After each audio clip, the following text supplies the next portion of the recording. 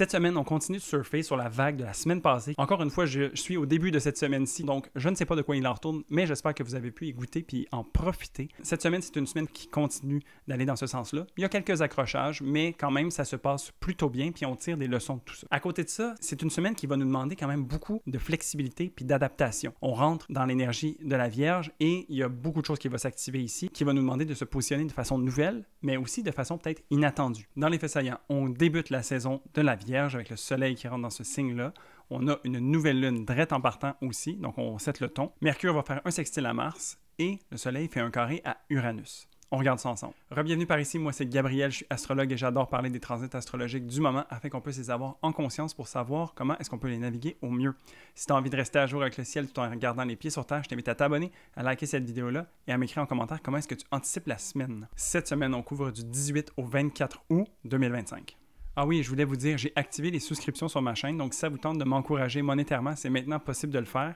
Il y a différents tiers, mais ça commence à aussi peu que 1,50$ canadien. Donc, si ça vous tente d'aller voir, c'est directement sur ma chaîne.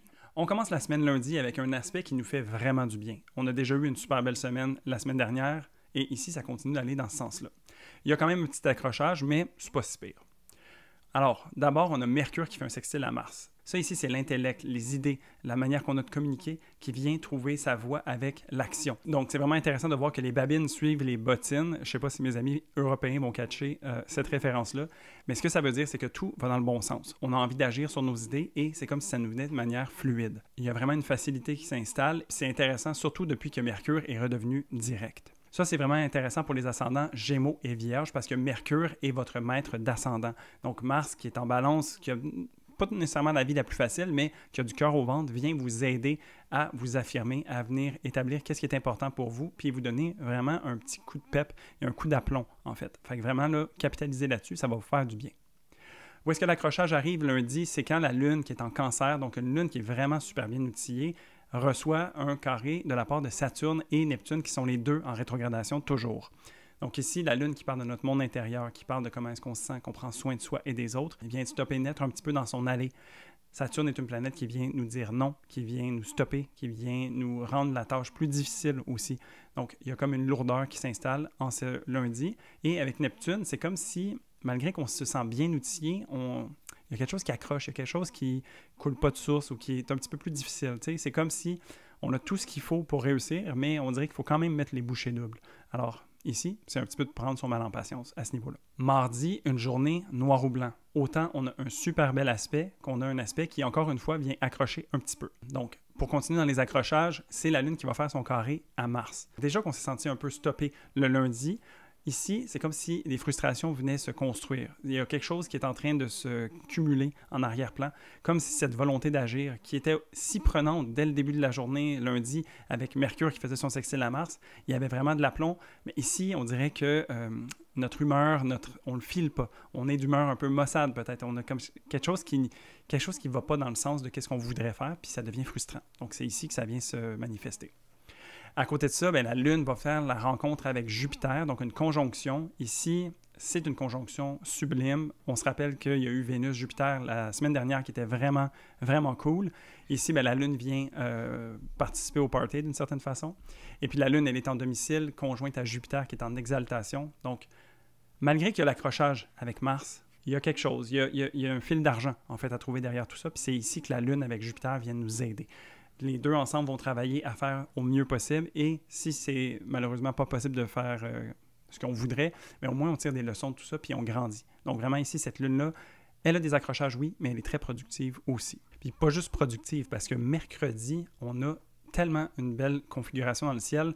On a donc la lune avant qu'elle entre en Lion, elle va faire sa conjonction à Vénus. Et là, remarquez bien quelque chose. La conjonction à Vénus se passe tout de suite après sa conjonction à Jupiter. Donc, la Lune est embrassée par les deux bénéfiques du ciel. Ici, c'est une des bonifications vraiment intéressantes qui n'arrive pas trop souvent, honnêtement, où est-ce que la Lune se voit être empuissancée par son départ tout récent de Jupiter et elle s'en va vers Vénus. Donc, elle part d'un bénéfique pour aller en rejoindre un autre. Donc, c'est vraiment un passage de bâton super intéressant qui nous amène beaucoup de choses. Alors, quand je dis qu'elle était productive, cette lune-là, il y a vraiment quelque chose aussi de très bénévolent, de très généreux à travers tout ça. Donc, avec Jupiter, la lune, elle cherche une expansion. Avec Vénus, elle cherche une unification. Elle cherche de l'harmonie, de la solidité, que les choses soient en cohésion. Donc ici, là, dans l'énergie du Cancer, je ne sais pas comment ça se passe jusqu'à date pour vous depuis la semaine dernière, mais ça continue d'aller quand même dans le bon sens. La lune, ensuite, elle va transiter dans le signe du Lion, un signe qui est beaucoup plus fougueux, qui nous ramène au cœur, qui est beaucoup plus extraverti d'une certaine façon. On a envie de s'amuser, on a envie de légèreté. Donc, malgré qu'on ne sort pas non plus de quelque chose de très, très désagréable, on entre quand même dans un des signes qui est très amusant pour la lune. La lune ici aussi, elle va faire un aspect positif à Saturne et à Neptune. Donc, il y a une réconciliation qui vient se faire ressentir avec ces deux planètes-là qui est un peu plus sévère le lundi. Donc, c'est comme si, il faut se rappeler qu'on a toujours à gagner d'avoir de la perspective. Des fois, il y a des obstacles qui nous arrivent pour qu'on puisse justement se ramasser dans une situation qui est un peu plus précaire ou moins confortable, qui nous permet d'avoir un visuel sur quelque chose de nouveau et de plus avantageux. Donc, c'est un petit peu ça que l'aspect de Trigone vient apporter ici. C'est sûr que la Lune, quand elle entre dans le signe du Lion, elle fait toujours son opposition à Pluton, mais ici, c'est un aspect qui nous ramène aussi à soi. Pluton nous met face à des défis qui sont à la hauteur de qui on est, donc c'est à nous de se lever.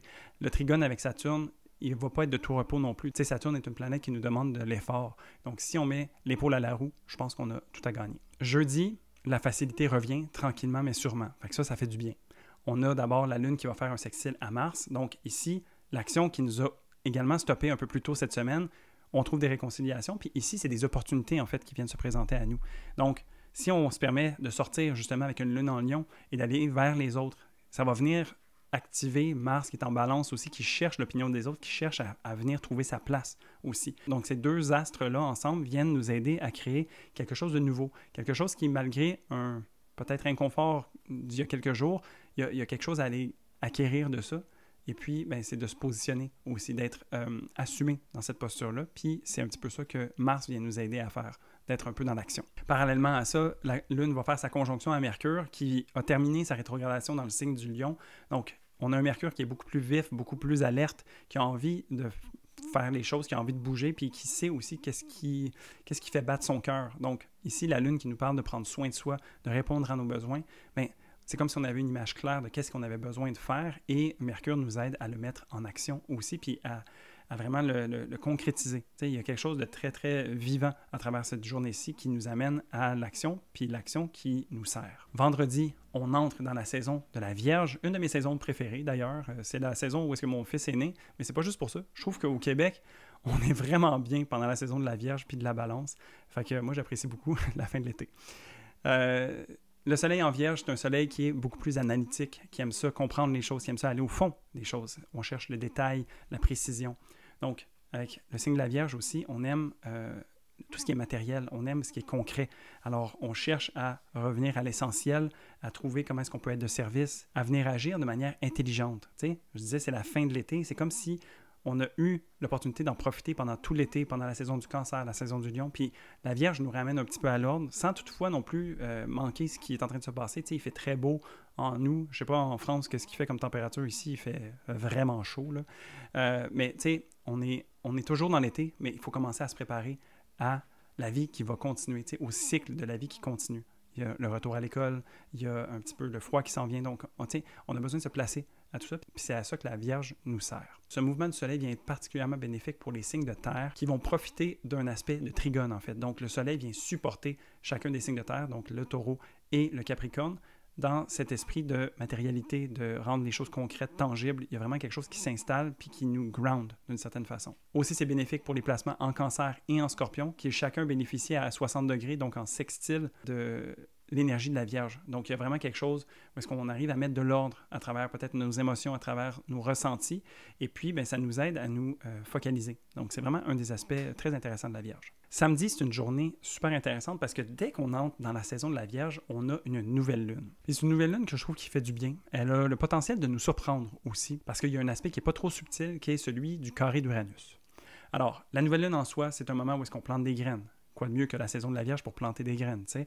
Donc ici, on a comme un nouveau départ. Il y a quelque chose qui est en train d'être mis en terre qui va prendre forme plus tard, dans les prochains 6 mois à venir. Donc ici, c'est un renouveau. Il y a quelque chose qui, tu sais, c'est un bon moment pour placer des intentions, pour se peut-être se donner un nouveau départ ou un... Tu sais, je trouve que c'est un bon moment pour venir se grounder, comme je disais un petit peu avec le soleil en Vierge. Tu sais, c'est vraiment ça. Qu'est-ce qui peut nous faire du bien tout de suite puis qui peut nous aider à nous sentir solides pour ce qui s'en vient. Donc ici, ça c'est vraiment intéressant, mais où est-ce qu'il faut garder de la flexibilité? C'est avec le carré d'Uranus. Donc, le carré d'Uranus va se faire successivement à la Lune et au Soleil, pas exactement au moment de la nouvelle Lune, mais un carré d'Uranus, sur la Lune, vous connaissez, je l'ai répété souvent, là, c'est des surprises dans nos circonstances, quelque chose qui vient dérailler un petit peu, qui est un petit peu inconfortable. Ici, avec l'énergie de la Vierge qui s'installe, ça nous aide un petit peu à être un peu plus flexible par rapport aux choses qui pourraient nous surprendre. Mais, en tous les cas, il faut quand même rester le plus groundé possible à travers tout ça. Tu sais, ça se peut que pour trouver son ground, il y a quelque chose d'inusité à faire ou quelque chose qu'on n'aurait pas, qu'on ne se serait pas attendu à faire, qui nous aide à nous grounder. Fait que, gardez l'esprit ouvert là-dessus. Où est-ce que c'est un peu plus intense? C'est le carré du Soleil à Uranus. Puis particulièrement pour les ascendants Lion, je vais vous expliquer pourquoi. Dans le sens que le Soleil, ça représente notre ego, notre vitalité, notre force moteur. Tu sais, qu'est-ce qui nous active, qu'est-ce qui nous pousse vers l'avant, d'une certaine façon. C'est quoi l'énergie qui est inhérente à nous-mêmes, tu sais? Et puis, le carré d'Uranus, ça vient donner beaucoup d'énergie d'une shot. Donc, ici, la Vierge qui aime que les choses soient quand même assez carrées va être quand même assez stimulée de ce carré d'Uranus-là. Tu sais, ça va être la première fois d'ailleurs que le Soleil en Vierge va recevoir ce carré d'Uranus qui est en Gémeaux. Tu sais? Donc, il y a quelque chose de nouveau. Il y a des nouvelles informations qui vont venir peut-être perturber votre train-train habituel qui va faire en sorte que vous avez besoin de vous repositionner. Fait que déjà, il faut rester alerte à ça. Aussi, comme je disais, ça nous demande de faire les choses peut-être différemment. Puis, c'est là que mes ascendants en Lion, vous entrez en jeu parce que le Soleil, c'est votre maître d'ascendant.